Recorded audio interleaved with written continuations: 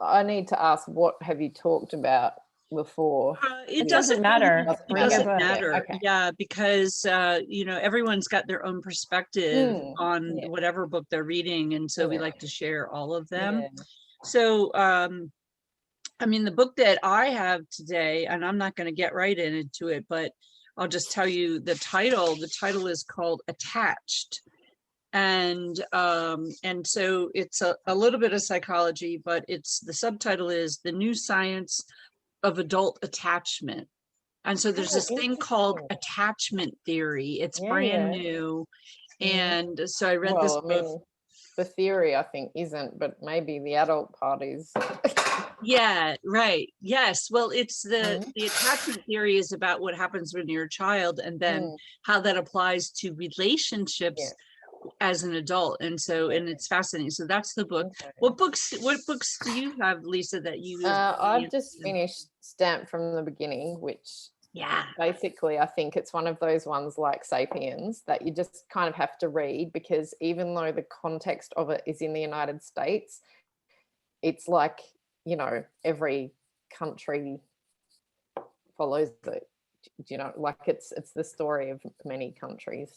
Yeah. Really. So would you like to talk about that one? Because I think, Nancy, have you read that one, Stamped from the Beginning? No, but I did read How to Be an Anti-Racist, White Fragility, White Trash, a couple of them that talk about all that. So I would he wrote it is on my list.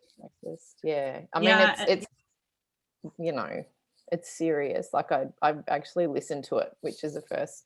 I don't really love listening to books. I find I remember better, but I enjoyed this, dipping into it, and I love the actor's voice. Like by the end, I don't usually listen, but the book, so it was a new experience. So I mean, it's a good one. I love Stamped from the Beginning. I loved reading it. I actually listened to it also, and I prefer that because my eyesight's failing, but so it opens up the world for me. So I'm interested in hearing you speak about Stamped from the Beginning and hearing what you thought about it. Yeah, and I guess from my perspective, obviously, I grew up in Australia where we still have, we have similar issues, except that, the country, Britain came in and we were a penal colony. So, a really different start to a country. And I mean, I've never really studied a lot of American history, whereas you guys, of course, I mean, okay, you might learn a particular version of American history. I'm very aware of that too, that it's, selected. And I taught American history for a year at a school at what is our year 11. So it was 16 and 17-year-olds. And, I'd never done any before. So as a teacher, you have to do a lot of reading, and it was called Up from Slavery. So it was a year long, and it was basically from founding fathers through to the 1960s, the civil rights movement, through the Civil War.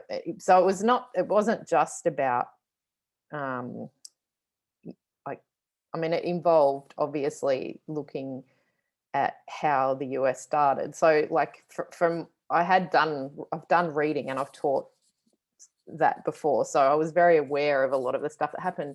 What I loved about it was that it drew all of these other events in that you might not think about. So it was, it's incredible. Like, it really opens your eyes to how people will find whatever they need to justify their point of view. So, people were writing, well, it's the shape of their heads, and it's the size of their brains, and it's the shape of their genitalia. And, and like all of these things in this sort of scientific, in parentheses, effort to try and prove that there is a difference between people's skin color and intelligence, and, all of the other things that come in between that. And that happened everywhere. And that's part of the reason why I kind of like flagged maybe having colonization as a discussion topic, because, you know, for me, sort of, you see America obviously started how it started. You know, people were persecuted from the UK and people, or from Europe, traveling there, so that, you know, there were many reasons. Also economic opportunity, you know, there were lots of reasons why. And of course it was, you know, rich white men who sailed to try and get the most that they could. And all the countries that have been colonized have been like that, Australia included, except, you know, we're initially like, oh, our prisons are full, we need to send them somewhere that's really far away and a bit shit. So, you know, oh, look, there is some pretty good other stuff here. And, you know, Australia was kind of based on that. But that, you know, there's so many similarities in that, you know, it's still wealthy white people making all of these decisions. And I mean, we didn't have the same kind of slavery in Australia as in the States, but we still had slavery. Like, people in Australia don't even realise that Aboriginal people were slaves.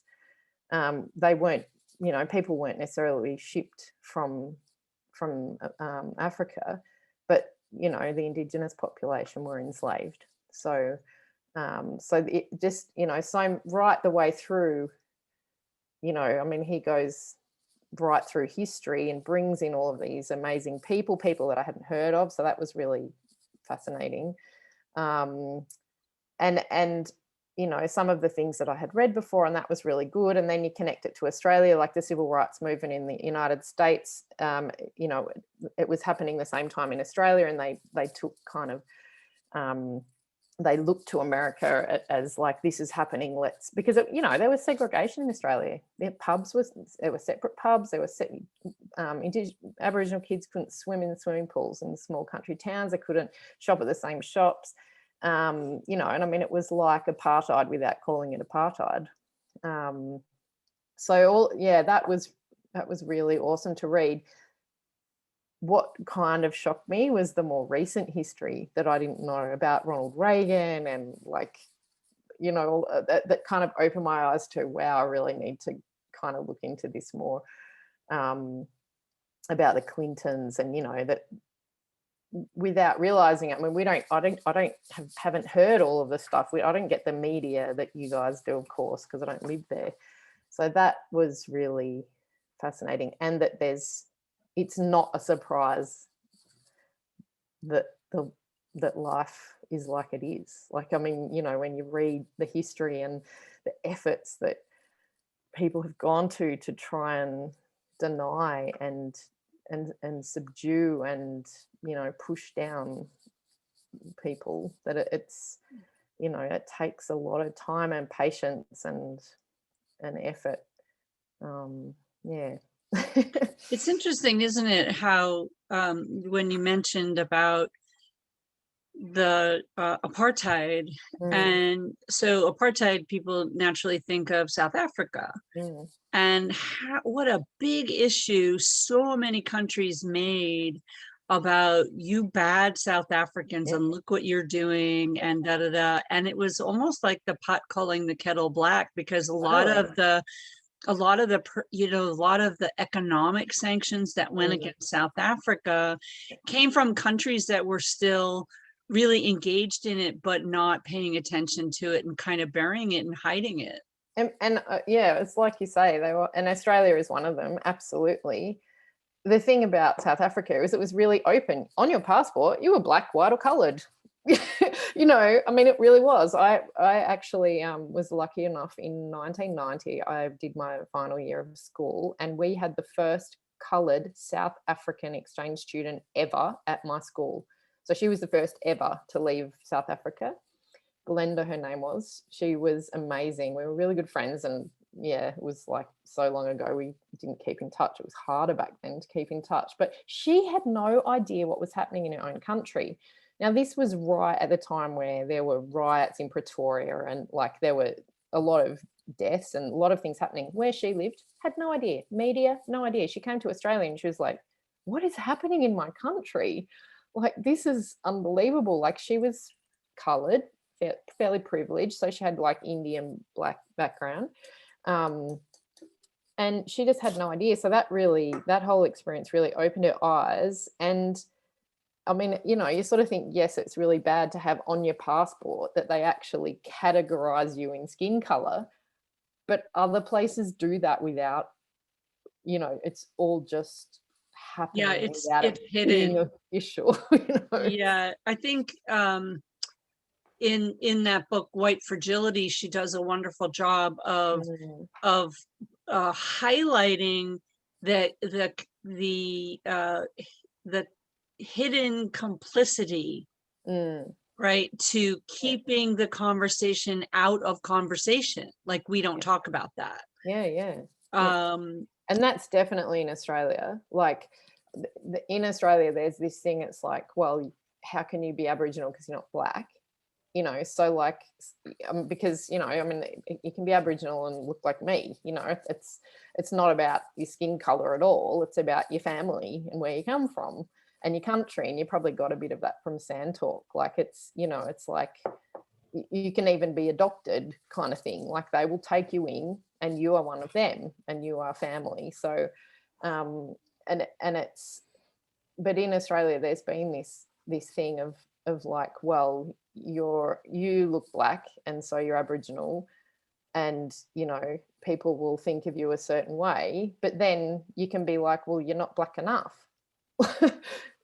Like, it's just this. And I think at the end of Stamped from the Beginning, it talked about that, you know, we have to let go of that. You know, it's not, there's no like color scale, you don't, all like of those there's no right. There's no correlation between the color of your skin and your brain's capacity for anything in life. And all of our blood is the same color under the skin, you know. Exactly. Like, you know, it's that kind of weird thing of, I mean, I knew there was some weird scientific things that had happened. Like but the genitalia stuff, I was like, shocking. It really, and not like, I knew it was a little bit, but not to the extent that there were, you know, experiments, I mean, measuring, and I mean, that sort of, you sort of think, and dissecting and doing surgeries. That's and right. And a lot of some of the medical practices, particularly in the United States, and he talks about that, about how, you know, poor black women were brought in and used like you would use a guinea pig or a rat in an experiment. Which is what they did in Nazi Germany. And of course, you know, no one wants to go back there. And this happened in the United States and Europe too. Yeah, totally. And it was, you know, the white male doctors who said, oh, this is, you know, this is science. Yeah, we're allowed to. So yeah, that you have to, that has been interesting too, realizing that, you know, science doesn't explain everything, because people can, you know, I remember doing statistics at university in psychology, and it was then I realized, wow, you can actually just manipulate the statistics to say what you want, really. Yeah. And you know, so you have to be very careful of statistics. They can be hiding things. And I think that, and you can hide, like, if so, and this is the bigger point, I think, is that you can hide if you have a language. This comes back to language systems, right? If you have a language and you codify how you talk in that language. So science has its own language, statistics has its own language. I struggle in my statistics class right now because they'll say regression, but regression in English doesn't mean the same as regression in statistics. And I will poke at that and say, well, I'm confused about what you mean here. And they're like, well, that doesn't have the same meaning as it does in English.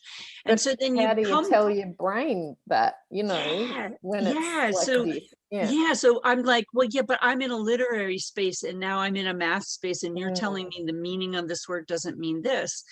And this is one of the challenges we have with languages, but across the board. It's why I love that TED Talk so much about the Aboriginal having having a description of not linear time, but direction. I love that. Amazing. It's a really good example of how you can hide what you want to hide depending on the language that you speak or the language system that you adopt. Exactly. And I think that comes out also, there's so much in Stamped from the beginning, but that the whole Latin classification of things by the Swedish, what's his name, Linnaeus. I don't Linnaeus? know. Yeah, Linnaeus. That's the one. Linnaeus. Yeah, and I mean, he did all the classifications, but of course he gendered everything. Like there were whole, I mean, that's also racist in how, you know, he like had separate words for different races, which was actually wrong. Like, it's wrong, but you know, the classification stays. And then how do you get rid of that after, you know, several hundred years? And you know, so there's inherent bias even in the language, just that, you know, people think, oh, this is the language of science that we use. And I think Braiding Sweetgrass, she talks about that as well. Yes, that she found it so hard as an Indigenous person, you know, coming with this whole other meaning of plants and the environment, and how do you marry that with, you know, Western science. Right.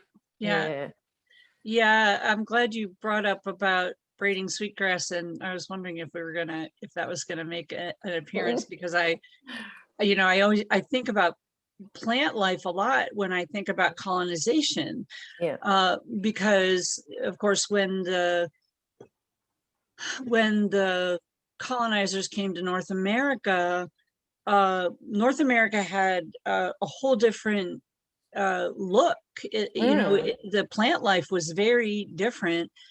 And the populations that were here knew the stories of those plants and what they did for you, how they healed you, which ones were healing, which ones were nourishments, which ones the ones that you could live on.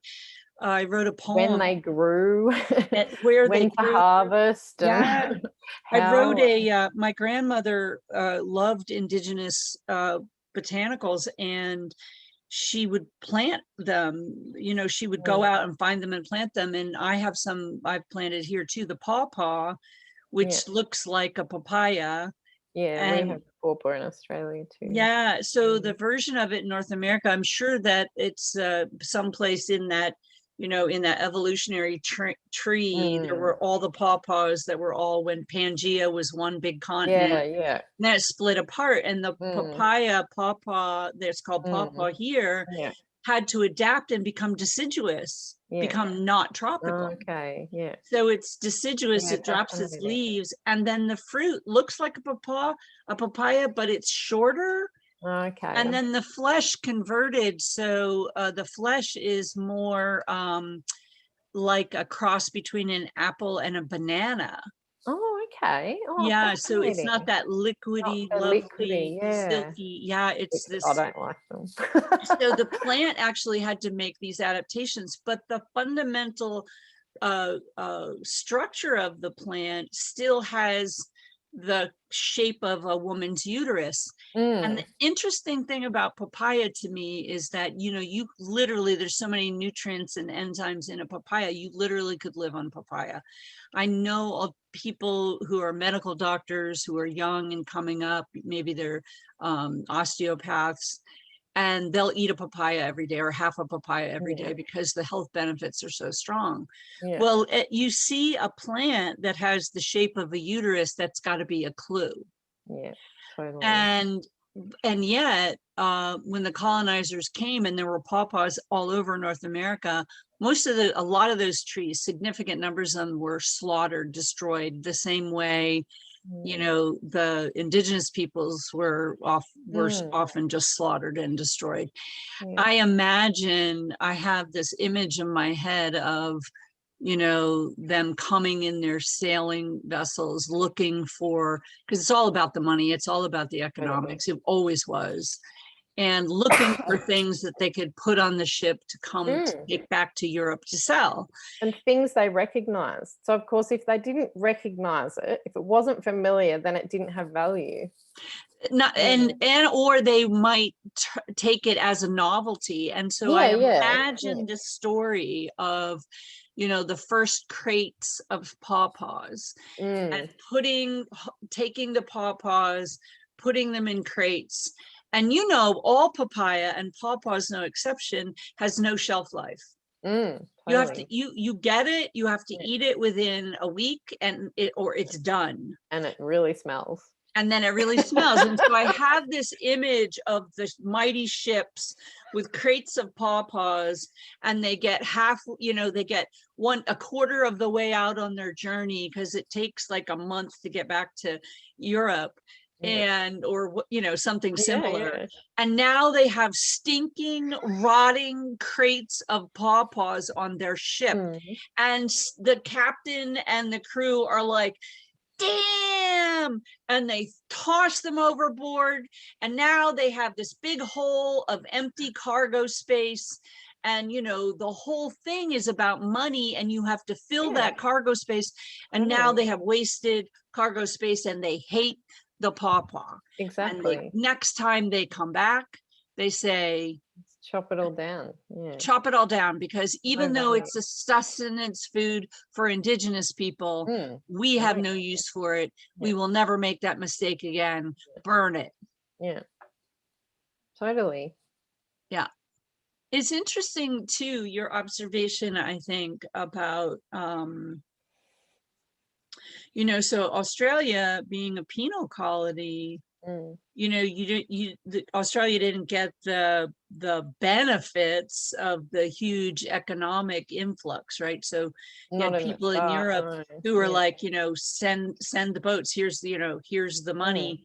Go on your expedition. On the other hand, in Australia, it's like, you're resigned, you're there, you're just going there.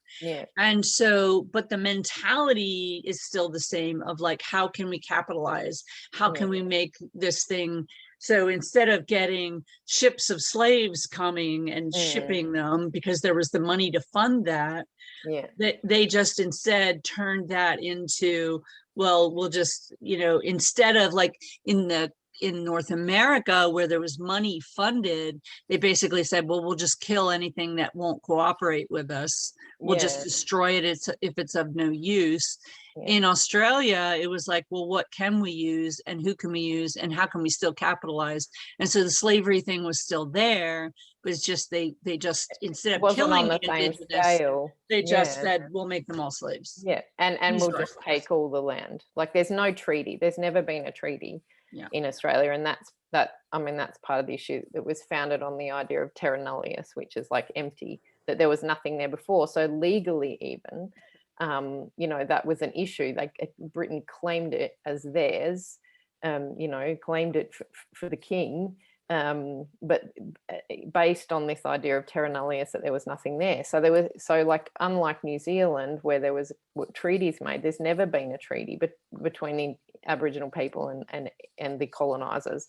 And there was even government policy to kill Aboriginal people, and that what they were on large scale killings. It was hideous.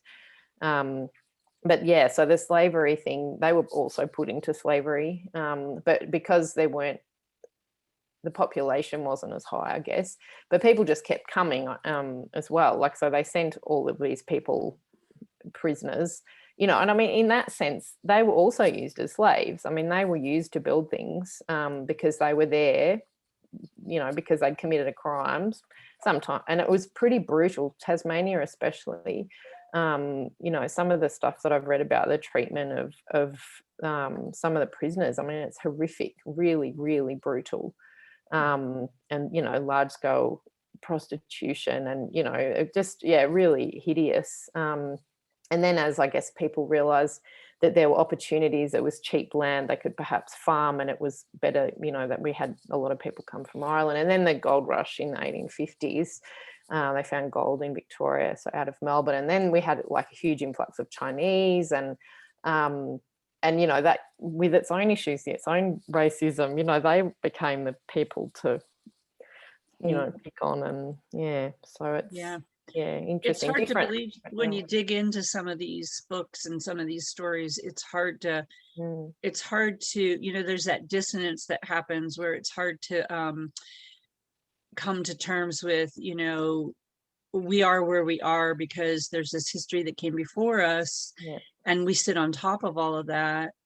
But also just to continue to have hope in humanity when you look at the history that came before and you say, you know, how can this be? There's this tremendous dissonance to resolve, and that's often very, very hard. And I feel like right now, like all across the planet, because there's just so much more material now and people have access more easily than they ever did, you know, things like Audible and, you know, just the internet has made it possible for people to get knowledge that you know, the conversation was never there before. It was all whitewashed, or it was all, you know, we're going to teach you what we want to teach you so that you can continue to feed the system that, you know, was the original design. Exactly. It's interesting that, because it's that link that I posted about that woman in Australia, like we sort of had that sort of sharing of like different YouTube stuff and the Eddie Mabo stuff. I'm so sad that you couldn't see that. I'll find it. I'll get it. It's worth it. Even a documentary about him. But that woman, but she was, you know, grew up in Queensland, found this photo. I don't know if you read the article, but she found this photo in her grandmother's like belongings, and it was these like Aboriginal women, 2 black women dressed, and it was like at the property that her grandmother owned, and it's just this incredible story of she realized that her family were where they were because they basically had slaves. They had these, and she met with the family later. Like I saw that interview.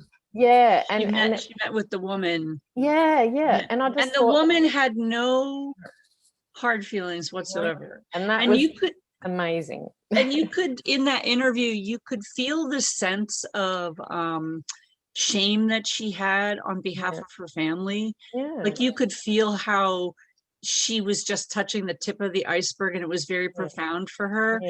And the woman, the Aboriginal, you know, with the woman with the ancestral Aboriginal ancestry was like, I'm good.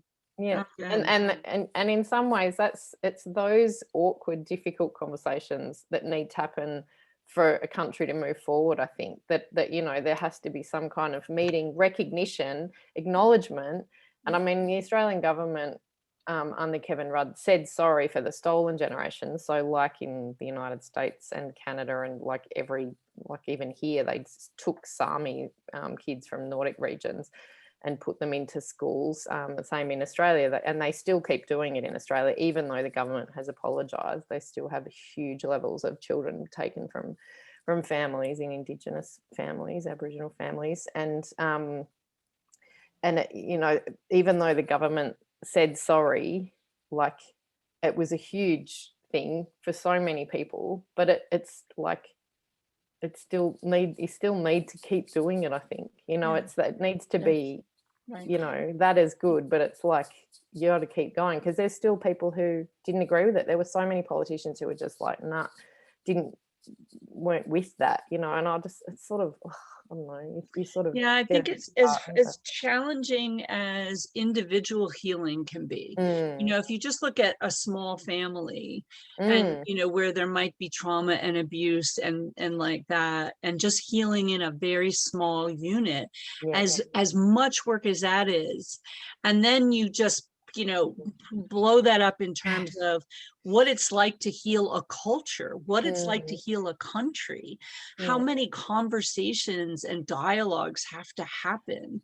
And the truth is that the healing doesn't come until people, this is why I love Brene Brown's work so much too, is that the healing doesn't come until this very vulnerable, until people can feel comfortable being in that vulnerable state of sitting with their emotions, sitting with their shame, grief, guilt, you know, all of that. And the truth is, the people typically that are, and that's why I love that interview too, is that you see that the people who have been so horribly treated and horribly oppressed, it comes out in Michelle Obama's book. You know, strong, and we will get through this, and we learned, and we, you know, it's like you come through trauma, your own personal trauma, your own family trauma, and you learn from it. And then there are all the people that are affected by it, and the healing has to happen from the on the part of the people who have ignored it for so long. Not from the people who have accepted their trauma and said, you know, I've done all my work. And I think that's one of the things, you know, for America, I feel like so many other countries are way ahead of this curve in terms of the work that's being done. And I think America's still just kind of, you know, walking around, a lot of it's walking around being deluded, you know, in kind of this fantasy land and delusion. And that explains why we, you know, got Trump as a president. You know, a little under half the population who still are walking around in La La Land. And it is a myth. They have totally bought into something that doesn't exist. Like, you know, it's this, you know, where the land of the brave and the free, and it's like, well, it was you can't even say that, because it was the very beginnings. It was never there were a whole lot of people who weren't free, and it was built off that. And it is a myth. And I think the more that notion of like building, I mean, Australia is a similar, it's like, you know, the lucky country. And I mean, you know, I would hope that we don't, there would be a lot of people now who just, that's like, no. I mean, you know, it's that idea of it's a great place to live, but there's still a whole lot of shit ton of work that needs to be done for it to be, you know, fair and things to be more equal. And I mean, like in the States, there's so much work to be done, but you know, it's a start. And I mean, who knew that a pandemic and having Trump as a president would start it? Like, you know, if there's one bonus out of having him as a president, it's maybe that it's, I mean, more than even Obama, I don't know, in a different way. Maybe it's shown that it wasn't all that people thought it was. I mean, yeah, I read Michelle Obama's book last year, and I mean, I cried several times just in feeling her pain of knowing who they were passing the baton to. Yes, that must have been so hard after all the hard work they'd done. And I think yeah, and I just on that moment, staying with that moment for a second, I feel like, you know, having watched that transition, you know, that day that inauguration happened, and watching the faces, watching the Obamas go through that, with knowing, you know, you just knew they saw that clearly, even when half the country was clueless. You know, half the country's rejoicing, and they carried that themselves with grace and strength and dignity. And yes, I'm getting goosebumps just thinking about that, because, and tears too, because you just, and I mean, I'm not American. Like, I cannot imagine what it would be like for you to read her book, because I mean, I got emotional, and I don't live there. I don't see all the news. I can switch it off and I can focus on something. Do you know what I mean? Like, you guys can't switch that off. You've been living for the last 4 years with the hell, you know, but also before that, knowing the lead up to that day, it must have been for so many people so painful. And reading her book, I mean, she was amazing in that book, because she was gracious. Like, I mean, really, she could have gone to town and she chose not to. And of course, you know, that's the adult way of doing it. I mean, you know, I'm pretty sure she would have had some moments where she was probably screaming in a room by herself with the door shut.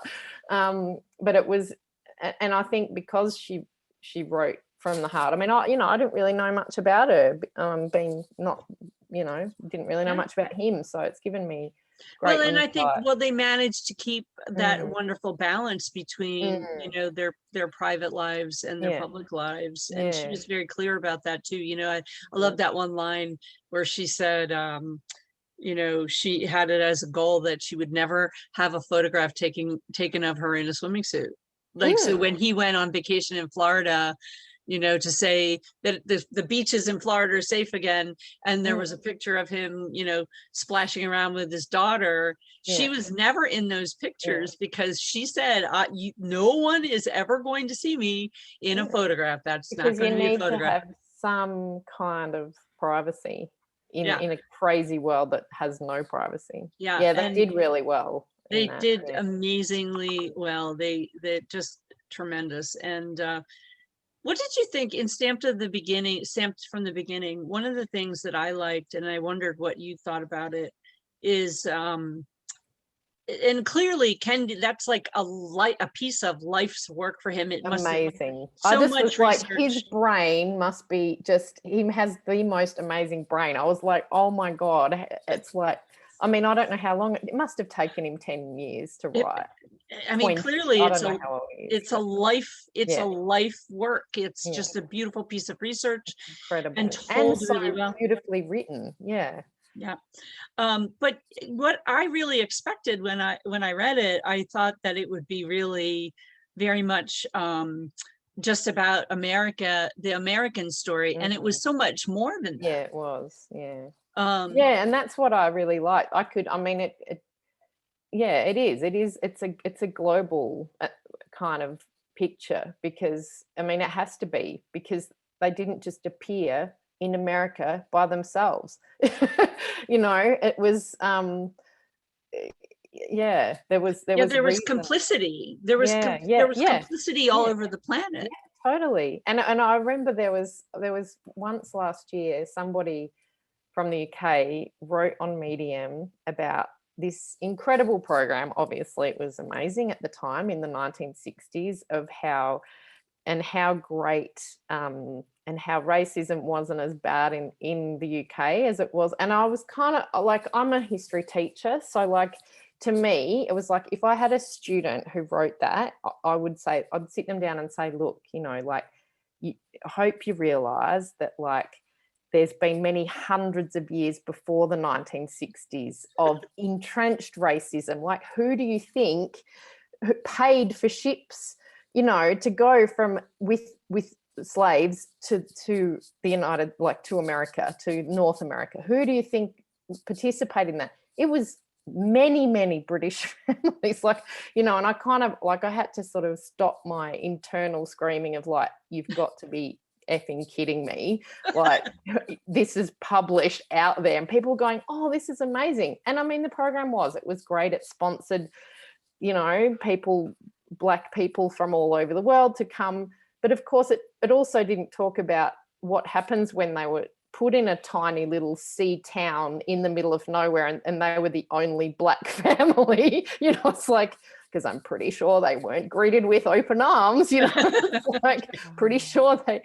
And then I read Girl, Woman, Other by Bernadette Evaristo, who's a British. She won she was the Booker Prize winner, and for 2019. And I read that, and of course that's her sort of experience, and she has sort of like characters, a historic perspective, where it is really hard for those people living in those small towns as the only black people in the 1960s, you know. And yeah, so it's that kind of thing. You sort of have to, you just feel you need to kind of, people need to study history. It's like my and in a way that's not like, you know, it can't be rigid. History is fluid, and it's, you know, it's his story very often, and it's you know, very whitewashed. And so you know, you have to make an effort to go beyond that, which is why I love A Stamp from the Beginning, because it's you know, I mean, if I was teaching it again, I'd be like to my students, here, read this. If I had to teach that American history again, it would be like, this would be where the point that we would start from. Yeah, that's quite an endorsement, but I felt the same way about it. And I think stamped from the beginning was this actual start of my journey in all this, really pulling apart the history of slavery across the globe. And it's one thing to look at, it's really, do we have a provincial view, or do you have a world view, and what is your world view?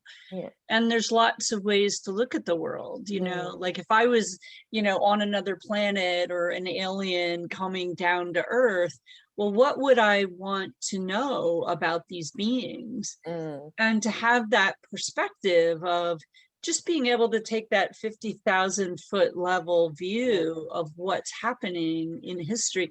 I mean, I love what you said about fluid, and that's sapiens too. Yeah. He does that so well. So well, and written so well. I love what you said about the fluidity. So I'm in a class. I just started my first class of global indigenous knowledge for college, and she had us doing all kinds of things, and attending conferences and sessions and stuff. And I just never thought I would be in an archaeological association. So it was a New York Archaeological Association meeting. They have like a monthly conference, and all these archaeologists come, and the topic of the talk was radiocarbon dating for Iroquois. So Iroquois, of course, is the French name for Haudenosaunee. Haudenosaunee is the indigenous name of the tribe. And they're here in New York. And so she's like, I'll give you extra credit if you, participate and write something about it. So I'm like, I'm in, I'll go. But what was fascinating to me, the big takeaway was that they radiocarbon dated some artifacts that they had, like pieces of metal, axe heads, and beads and such. And some of the things came from Europe. So they finally got enough funding to get a radiocarbon dating expert to come in and date these things.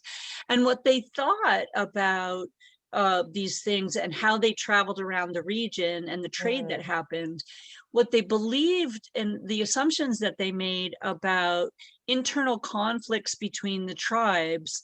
Originally, they had thought that when the colonizers came, the fact that they were here and then they started trading with weapons and all the things they traded with, that was a causation for a lot of the turmoil between the tribes. But what the carbon dating actually helped them prove was that the internal disputes and turmoil was happening way before the colonizers even came. And that's interesting too, because isn't that a typical colonizer thing to do? Like come in and kind of like be the center of everything. It's like so sometimes the assumptions that we make about and this is where that study of history and the fact that it is fluid, that study is so important, and it's important to have it keep going on, because we make these assumptions based on the few facts that we know. She called it, what did she call it? Cultural scaffolding, or cognitive scaffolding, or something like that, where, it's basically just a framework. So you have all these bits of elements of information, and you build kind of this scaffolding of what you think the framework looks like. But then it changes. And then when it changes, everybody shifts. And it's interesting because I think Sand Talk really shows you that. It's like, I mean, and he says right from the start, it's like, I am like a 14-year-old child. Like, I am not an expert. I've only been let in to a certain amount of knowledge. And I mean, what he then explains blows your mind. I mean, the whole astronomy, like their knowledge of, so many things, and that oral history, and how, because as a Euro focused, Western culture, everything is written down, and we take that as most important. Whereas, like I've heard some incredible stories about, they found some evidence, some archaeologists' evidence under the sea off the western coast of Australia, evidence of you know, before the sea level rose, that there were Aboriginal people there. And of course, all the local people were like, oh yeah, we have stories about that, you know, 3,500 years ago. It's like, yeah, we know about that. And it's like, yeah, you know, you're just not asking the right questions. It's like they have stories about the people who moved because the water, you know, it's like that's part of their oral history. Yeah, it's that shifting the framework, and that's why I love Braiding Sweetgrass so much, because she's married the two. Like she brings all of her, you know, Indigenous knowledge and love and the stories and her connection, but she also has that, and that we need people like that. She has that framework. And I guess Tyson Yunkaporta is the same. You know, he's in academia, and he probably never thought that his book would be as profound as it has been, but it's important. We need those people who write well too. Yeah, absolutely. And we need that perspective. And I think that's partly what's missing in our schools, is this idea of, you know, let's keep digging, let's keep looking, let's be our own human archaeologists. Yeah. Let's just put our life, let's just commit our lives into asking the right questions and figuring out what are the questions. Sometimes the best question we can ask is, what is the next question I need to ask? Yeah. And being curious, it's igniting that curiosity, because to me that is like, you know, being a teacher too, one of the best subjects that I ever taught was sociology, and it was really that opening up. It's like, you know, I would show things, I would get students to read things, and it was a questioning, and you could just see them at the start, you know, they'd be kind of like, yeah, and then you know, by the end I'd have parents saying, this course is so incredible, like my daughter is now like having a conversation with me at the dinner table, and we're talking, it's really interesting, you know, and they're interested in what's happening around them, and you know, and it was kind of like, that's what you want them to carry that with them, that interest and curiosity, and you know, that they're challenging themselves all the time, because every culture needs that, every country, every culture needs that curiosity and that passion to sort of, you know, explore, and like you said before, be vulnerable and be able to, you know, realize when, okay, this is not how it should, like, you know, the world should not be like this, and let's acknowledge that and try and make it better. I love Brene Brown. Yeah, and I think that's, and you know, I think that also really comes out of this somatics work, this body work, that, you know, like your body will tell you, something doesn't feel right here. Yeah. And that's that whole gut feeling thing. Like I read recently the Julia Ender's gut book. She's the young German doctor who's done, and it, you know, that it's just, I mean, we have all of these, every language group has this stuff around your gut, and it's like this gut feeling and gut instinct and all of this stuff about the gut. It's like, it's for a reason. It's because the connection. Yeah. Well, you're making me think of something really funny that I used to say, and people didn't like it when I said it. But if you go back to, and this goes to like our evolution, and you know, if you're really stuck in all the spiritual stuff and you can't ground yourself in, we walk on this planet. Yeah, we have two legs, not one, like trees, you know. The Haudenosaunee, the indigenous, would call the trees one-leggeds. And we happen to be two-legged.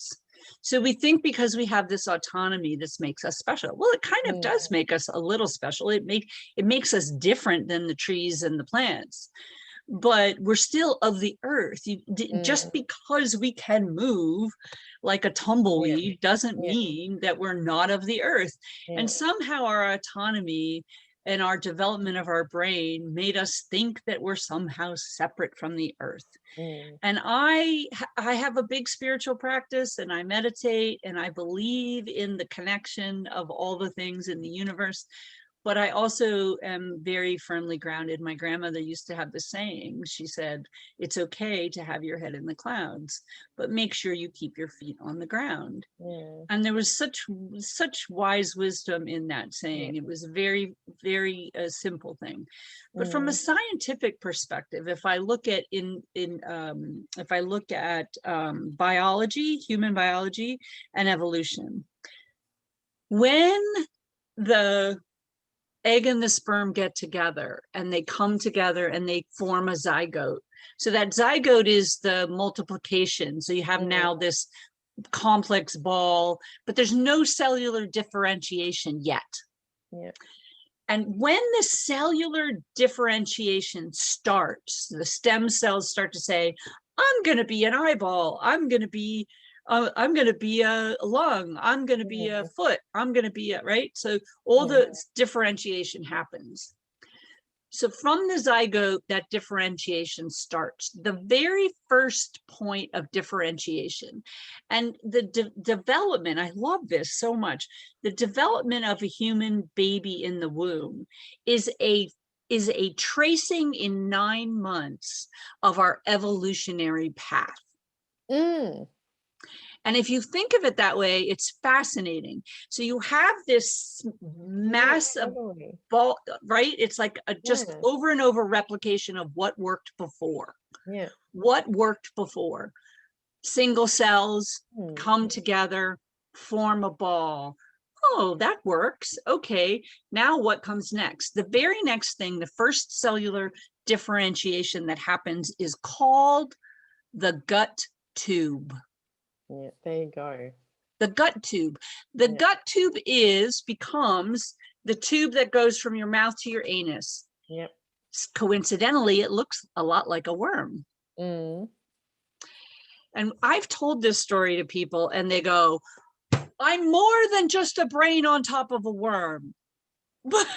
Well, yes, but no. But no. And all the nerves, everything. Like when and all right. So what happens is everything grows. All the further all the additional differentiation, cellular differentiation, grows out of the gut tube. So out of the gut tube comes eye buds. Eye buds happen to be the first thing before brain. Eyes. Eye buds come, then all the other things start to develop. And it sort of develops around the tube, It develops the tube. And because of that, there's this covering over the gut tube that goes along, and there's nerve endings that go along into every further differentiation that comes off the gut tube. And so when we say, I feel something isn't right, I can feel it in my gut, I have this sense. We're going back to these very, very ancient feelings that we need to trust. I was going to say, and that's the thing, I think we've been so good at like separating ourselves from that, or not understanding what that means, and being able to recognize it, and how those things affect us. It's incredible. And the fact that like that whole brain gut connection thing, they're only in the last 10 years have really started studying it. So when I had my cancer diagnosis in 95, and of course there was no internet, and they were saying you have 6 months to a year to live. And I'm like, no, you don't understand, doctors. I have a 9-month-old son. He needs a mother. I plan to be here. And then I had to go off and start doing research. And I mean, I was talking to parasitologists in, the universities. I was doing as much research as I could using libraries, and there just wasn't the internet like it is today. So I had to go into libraries and get books and read, and, the old fashioned way, which actually there's a lot to that. And there's a lot there. And when you have conversation, the hand-brain thing. And interestingly enough, the big thing that I swear saved my life was the work that I did understanding the connections between my gut and what was happening in my digestive system with the rest of my body, and how there's toxicity in the gut, all of it, all of that, that can affect your health everywhere else. Totally. And that was very early work. There were still only just a handful of people literally on the planet who were talking about that. But when you go back into, you know, some of the ancient indigenous practices, they all knew. They knew. They all knew. Yeah. Yeah. So it's interesting that that massive disconnect that's happened of not asking the right questions and not understanding the answers because of the different framework that they view life. Like in Australia, it is storytelling, and they will tell stories and it will be about a kangaroo and an emu, but it's actually about life, you know, 3,000 years ago, or about how you should be as a person. But you don't see that because you only see it's a kangaroo and an emu. Like you're not like reading metaphor also is really important in many cultures, and it's like they know that because that's what they've grown up with. But you know, you're not looking at the zeitgeist. You're not looking at the zeitgeist. You're not looking at the whole. You're not looking at the, you know, you're not turning it around from all the different angles and saying what's really going on here. What's the hidden message that I'm not seeing? What's the subtext? And because that's, you know, that's also how people have been trained, you know, that's how they're brought up with that lens, and they can't imagine that there are other lenses, you know, that there are other ways of seeing or viewing or questioning or being. Well, I think it's industrialization that has caused the disconnect, honestly. And that's not to say that I don't think that the answer, which a lot of people think the answer is, well, you know, just totally destroy capitalism and totally destroy you know, industrialization, just tear it all down. There are a lot of people that think that, and that will just lead to a lot of misery. I don't think that's necessarily the answer. And even when I listen to indigenous talks, I hear the very wise elders say, we honor our past, and we honor our stories, we honor all of this, but we are here in the present, and this is where we are, and this is what we have. And now moving forward, we need to make the best decisions, considering, which they always did, considering those, you know, 7 generations, 10 generations, considering those generations out. We can no longer afford to not employ that method for making choices. And it's taking the best of everything. Like, you know, you don't, it's, I mean, otherwise you're throwing the baby out with the bathwater. I mean, don't you kind of saying, well, we know this and we know this, and I'm okay, this part of this doesn't work, and this part we didn't really know about it, and this sounds amazing, and let's try and move forward with the best of that and this incredible new stuff.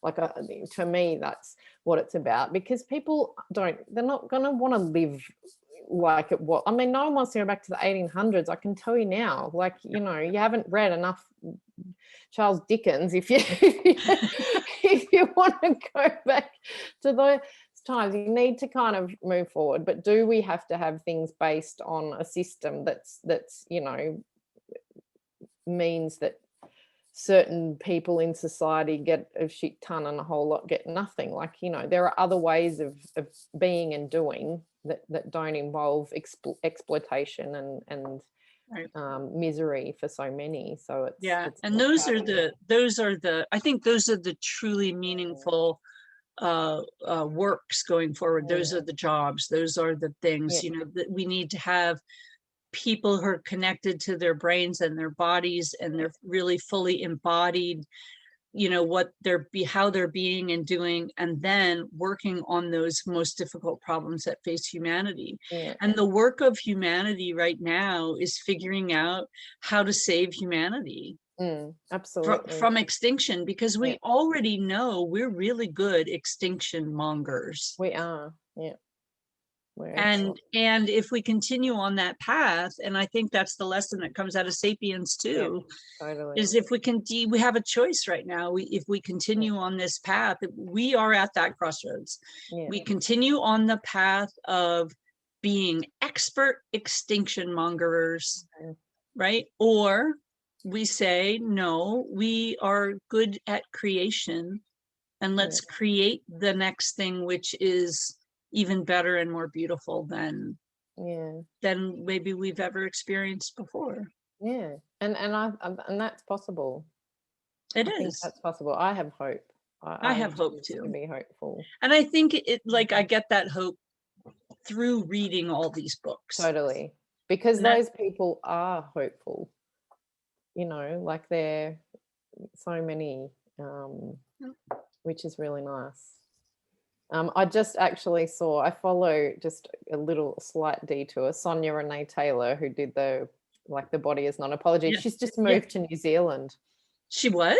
She just moved to New Zealand. So I want to tell you, my son tells me he wants to get a job and move to New Zealand. Yeah, everyone does. Jacinda Well, I know everyone does, but a lot of people. He studied the his background. He has qualifications. So New Zealand has a list of this is, if you want to move to New Zealand, you have to hit this is the checklist. Yeah. We need these people. And if you qualify, then we'll consider having you come here. Yeah. And he qualifies. He looked at the list. Yeah. And so his long-term plan is he wants to get his master's and before he goes, because that gives him another box on the list. Yeah, absolutely. And then because if he goes to New Zealand, he wants to be the most fully functioning, contributing to the society, right? Which I love about him. I taught him so well. You did. I did. How could you listen to this conversation? How could I not have great sons? I put these amazing sons in the world that were raised with feminist principles. And moving to New Zealand's perfect. They've got, the best. And so I'm like, go, yes, do that. Yes, I'm encouraging him. And then I'm like, I'm going to come and visit you for 6 months out of the year, Yeah.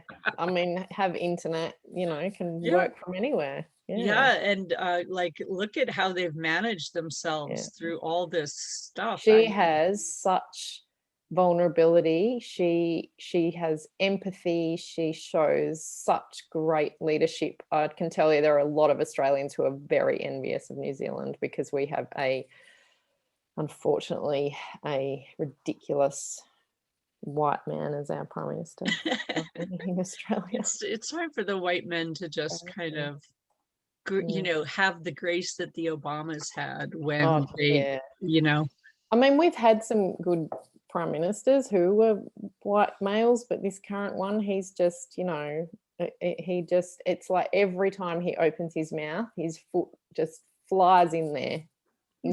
Straight away. The issue that I'm having, the issue that I'm having, and it's so interesting because I really can now, I probably for the first time in my life, after reading all these books, is have the recognition of what it is to travel on the planet as a Black person and be up against white people who don't see their privilege and don't see the bias that that they are living under.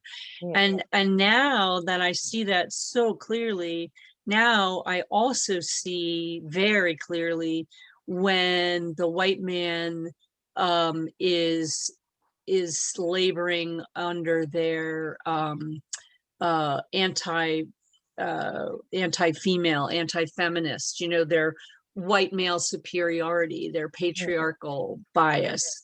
And that it's so raw now for me, and they can't see it. He actually came out recently, the Australian Prime Minister, and made a comment about a woman who was allegedly raped in an office in Parliament, in the kind of, in her office. And it was a couple of years ago, and he came out and it was like, well, I spoke to my wife and she said, what if it was your daughter? And I'm like, dude, she is an employee of the Australian government. She's a person. Isn't that enough? Why do you then have to go, oh, well, she could have been my daughter, putting it in the context of personal. But yeah, that's right. And because of course I can't think of her as anything else. Do you know what I mean? Like she otherwise she's not a person to me. And all of a sudden, what if it was my child? It's like, no, she's a person. You should be saying, this is terrible, let's do something about it. Not, oh, I'm not going to do anything. Oh, but then I talked to my wife and she said, oh, imagine if it was your daughter. And I mean, that's just like, insult. Like, come on. Yeah, it's hard for them to imagine that. Yeah, it's hard for them to get out of it. It's hard for people to get escape velocity from the unseen biases. Yeah. And I mean, I can imagine that if Barack Obama had heard that same thing, he wouldn't have reacted that way. He wouldn't have had to go to, oh, I imagined it was because that's not his default. So, you know, I mean, but he did, and that he didn't even recognize then after what he'd said was perhaps not great. Yeah, we had the same thing happen here where you know, our I'm forgetting her full name, AOC. Yeah, remember when she was called a bitch by one of our other congressmen? And then he brought his wife and daughter to the I'm sorry apology tour of, you see, I have women in my life, so you know, I wouldn't really do that, but he did it in the Senate chamber. I mean, he did it and it's like officially in a workplace. It's on the record. It is on the record, but now he's got to have the apology tour. Well, I have women, I don't really think like that. I'm not actually like that because I'm married and have a daughter. It's like, well, nothing. No, they are like that. I think until there's this general agreement that basic human rights is the standard, then the fight against, you know, racism, patriarchy, white supremacy, all these things, those they're all interlocked, they're all connected. You cannot separate one from the other because they all contribute to this higher standard of basic human rights. Exactly. So the work of saying, you know, I'm a stand for basic human rights. Well, I can't, it's difficult for me to tackle that because there's so many elements of it. So I have to focus. And so you choose your focus that has the most meaning for you. For me, the focus that has the most meaning for me is, you know, the battle against patriarchy and helping women establish themselves, their own agency and leadership. Because, you know, women are more than 50% of the population on the planet. But we forget that we have, because when you have this bias and then there's constant confirmation bias going on, and you just have that in the background, you know, just helping women come to, that's really what the garden work is about. You know, at the very highest level, that is the work of the garden. Awesome. Well, this has been lovely. Yeah, it has. I'm so thrilled that you came. And look what happens. Look what happens when you just start talking about Kendi's book. It's like, Yeah. And it was funny, Nancy, because we were having like this little chat. Oh my God, all these topics are so good. And it was like, well, we just have to pick one and then start from that point, and then it'll just embrace everything. Yeah, we just pick one, and this is what happens when you're I started a new circle in the garden. It's called Kitchen Table Talks. Yeah, I saw that. And I think you're part of it, right? So as soon as we get, I think we need 4 people. So we'll have small groups, 4 to 6. Okay. And then there's some structure to it. So anybody can come. We can invite people in, you know, if you think, this conversation would be really good if we invited Marla Bishop, or really good if we invited da-da-da. And Marla has actually told me that she wants to put more time into the garden. And so I may invite her to Kitchen Table Talks. Then what happens is, we schedule a session, we pick a topic. And then there's just, you know, a brief introduction. The structure is a brief introduction. Then we go in rounds. So let's say it's an hour long. So, you know, everybody talks for 5 minutes, and then the next person goes and like, what comes up for you? What comes up for you? Well, so everyone has, and it's a round robin conversation just to keep the conversation. That's a good idea. Forward. Yeah, because I mean, it can be, I've been in situations where it's just one person just starts to like. Yeah, exactly. And so, and the other thing is, even though everyone has, you know, their time period, they can, of course, talk. And then if they only want to go for 2 minutes, they can pass the baton. Yeah, that's right. Yeah. You know, you can always pass the baton if you don't have a lot to say for that particular moment, that point in time right there. So that's Kitchen Table Talks, and I'm really excited about it. My sister. Time is difficult because she's obviously in Australia, so she's we're time zone sensitive. We can figure it out. Totally. Yeah, but I would love to have her. I know she wants to be involved more. Great. It'd be that would be awesome. And of course she knows Tyson's partner. Oh my God, that is crazy. Yes, we want her to be part of this conversation. I know, she's like, oh yeah, I was talking to Megan, and like she also fangirls over Tyson. Like she loved the book so much, so she's kind of like, it's almost, she has this sort of weird thing of and she was saying about Tyson, and it's kind of like, oh my God. Yeah, that's awesome. I'm gonna stop the recording here. So, yeah. And I just